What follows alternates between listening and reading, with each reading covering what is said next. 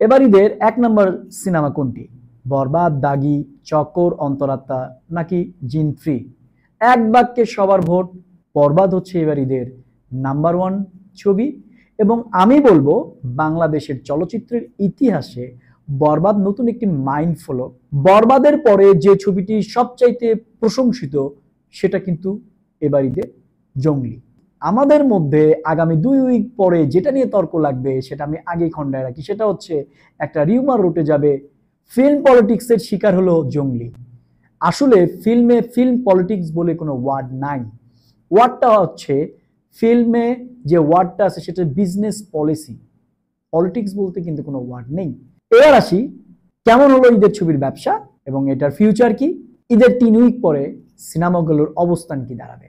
এবং সবচাইতে বড় ইন্টারেস্টিং পয়েন্ট, বরবাদের যখন ঝড় থেমে যাবে, দ্যাট মিনস আমরা বলবো আফটার 3 উইক 4 উইকস পরে যখন বরবাদ যে সিনেমা হলগুলো থেকে নামবে, তারপরে অ্যাকচুয়ালি কোন ছবিটা বেশি বেনিফিটেড হবে। অ্যাকচুয়ালি অনেস্ট রিভিউ যদি আমি বলি, অনেস্ট রিভিউ যদি আপনাদেরকে বলি, যেটা আমি একজন চলচ্চিত্রের মানুষ হিসেবে নয়, একজন অডিয়েন্স হিসেবে বলতে চাই, আমি বলছি না কোনো ছবির ব্যবসা নিয়ে আমরা কথা বলবো না, জাস্ট বরবাদের পরে যদি কোনো ছবিকে মার্ক করতে হয় সেটা কিন্তু এবার জঙ্গলি। আসেন একটু ব্যাখ্যা দিই। বরবাদ যখন সবাইকে বরবাদ করে দিয়ে শান্ত হবে, 4 বা 5 উইক পরে নেমে যাবে যোগ্যতা, অথবা যদি আমি বলি যে জনপ্রিয়তার বলে কিন্তু দাগি এবং জঙ্গলি সেম হল পাওয়ার কথা, কিন্তু এটা কিন্তু হবে না। কেন হবে না? সব জায়গায় দাগি সিনেমাটা আসবে। আপনাদের প্রশ্ন হতেই পারে, মামুন ভাই কেন? জঙ্গলি যদি ভালো সিনেমা হয়ে থাকে তাহলে জঙ্গলি হল পাবে না, বরবাদ কেন পাবে? এখানেই ফিল্ম পলিটিক্স না ফিল্ম বিজনেস। আপনাদেরকে বুঝতে হবে আলফা এর নেক্সট ছবি হচ্ছে মেগা স্টারের শাকিব খানের তাণ্ডব। তাণ্ডব কখন আসবে? নেক্সট ঈদে। নেক্সট ঈদে যেহেতু তাণ্ডব আসবে, প্রত্যেকটা হল মালিক এই তাণ্ডব ছবিটা পাওয়ার জন্য কুরবানি ঈদে পাগল হয়ে যাবে। সেই জায়গাটাই কিন্তু গেমটা হবে, গেমটা ওই জায়গায়। কেন গেমটা? তখন এখন যারা দাগি চালাবে না, তাণ্ডবের প্রডিউসার কিন্তু তাদেরকে তাণ্ডব দিতে যাবে না।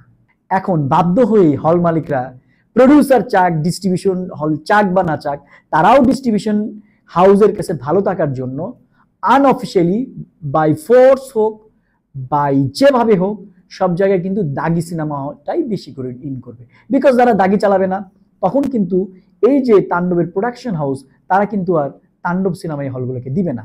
এটাই হচ্ছে ফিল্ম বিজনেসের পলিসি বা মেকানিজম। এই মেকানিজমটাকেই অনেকেই ফিল্ম পলিটিক্স হিসেবে ব্যাখ্যা করে, যে ব্যাখ্যাটা ভুল ব্যাখ্যা। আপনাদেরকে ফিল্ম পলিটিক্স এবং ফিল্ম বিজনেস দুইটাকে আলাদা করে দেখতে হবে। ফিল্মে পলিটিক্স বলে কিছু না ভাই। পৃথিবীর প্রত্যেকটা মানুষ, আপনি যে কোনো বিজনেস করেন, আপনি যেখানে বেশি প্রফিটেবল হবেন আপনি সেই প্রফিটেই যাবেন। আসলেই শ্যামের জন্য আমার প্রচন্ড দুঃখ লাগছে। ছবির গল্পটা অদ্ভুত ছিল, মানুষকে অনেক বেশি ভাবাইছে, ভাবানো একটা গল্প। আমি অ্যাপ্রিসিয়েট করি জঙ্গলি টিমকে, সেটা ভালো কিছু হবে। তবে ওই তো বললাম, ফিল্মের বিজনেস পলিসিতে বরবাদের পদে কিন্তু এগিয়ে থাকবে দাগি। নতুন এরকম আরো ইনফরমেশন পেতে সাথে থাকুন, ভালো থাকুন।